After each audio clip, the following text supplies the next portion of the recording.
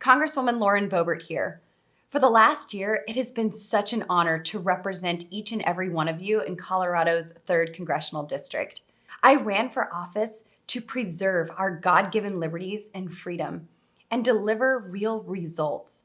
Today, I want to update you on what we were able to accomplish together for the 3rd District in 2021. First, it has been a priority for myself and my amazing team to meet with you, hear from you, and whenever we can, go to bat for you. In that effort, we've worked over 655 cases for constituents as they've encountered issues with federal agencies and secured more than $400,000 in federal benefits to which they were entitled. If you or someone you know is having an issue with the VA, Social Security Administration, IRS, or other federal agencies, please contact my office. We are here to help you. I also know I can't represent you if I don't know what's on your mind. That's why we've had over 460 meetings with constituents and 62 mobile office hours. Accessibility to our services is important, so I'd encourage you to go to my website, boebert.house.gov, and sign up to get news updates from my office.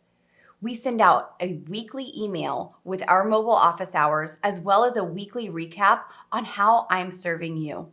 I've also been delivering on some other important victories for rural Colorado. I led the Colorado federal delegation in securing emergency assistance to get I-70 repaired and reopened following this year's catastrophic mudslides. I secured $13 million for the U.S. Forest Service to address bark beetle infestations that have ravaged Colorado and contributed to catastrophic wildfires. I secured $10 million for the Indian Irrigation Fund for the benefit of the Southern Ute Tribe's Pine River Indian Irrigation Project. I secured an important win for 6 counties in the San Luis Valley by ensuring data from their new radar system is incorporated into the National Weather Service system. For over a year, bureaucrats prevented the $1.8 million spent by local communities for a new radar system from being implemented and utilized. We fixed that. I introduced a bill and led a pressure campaign that resulted in the Biden regime dropping its plan to give illegal immigrants separated at the border $450,000 checks. I worked with my colleagues to fix and pass the National Defense Authorization Act. That meant removing red flag laws, removing provisions requiring women to register for the Selective Service, removing massive land grabs in Colorado, and removing numerous woke provisions from the first version of the NDAA to ensure that our military remains the most lethal and effective force for freedom on earth. I led the charge and worked with Governor Polis as well as Senators Hickenlooper and Bennett when extremists wanted to move the Bureau of Land Management out of Grand Junction and back to the swamp. As a result, Grand Junction will be the Bureau's west headquarters, and 36 good-paying jobs will stay there, up from the initial 16 announced by the Biden regime. During this fiscal year's appropriation process, I led and utilized every available avenue to deliver on our priorities.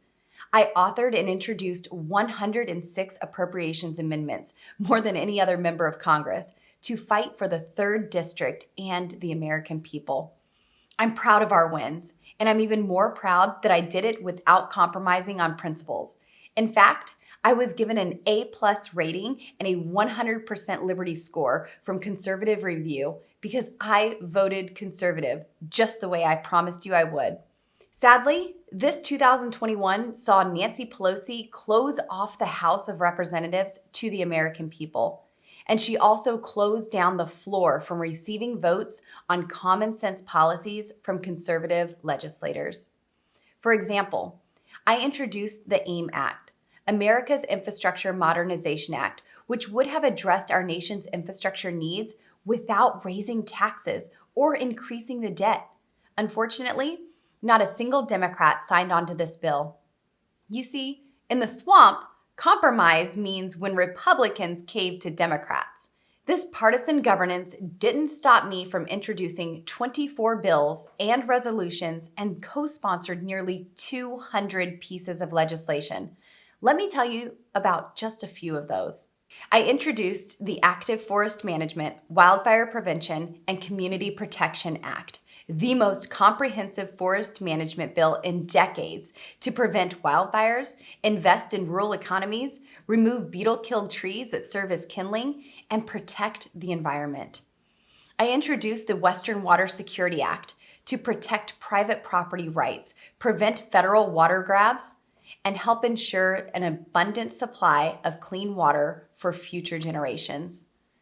I introduced the Protecting American Energy Jobs Act to repeal Biden's job-killing executive mandates, ensure reliable and affordable energy supplies, and foster economic growth and job creation in our rural communities. And I introduced the World Health Organization Accountability Act, the Secure the Southern Border Act, and legislation to designate Antifa as a domestic terrorist organization. I also co-sponsored some amazing bills like the Afghanistan Accountability Act, the Medical Freedom in the Military Act, the No Taxpayer Funding for Abortion Act, the Defending Veterans Second Amendment Rights Act, and the Beat China Act. Securing our freedoms, delivering results, and legislating conservatively, that's what I promised to do, and I'm proud that my record reflects that I've done just that. Thanks for following. God bless you. God bless Colorado, and may God bless America in 2022.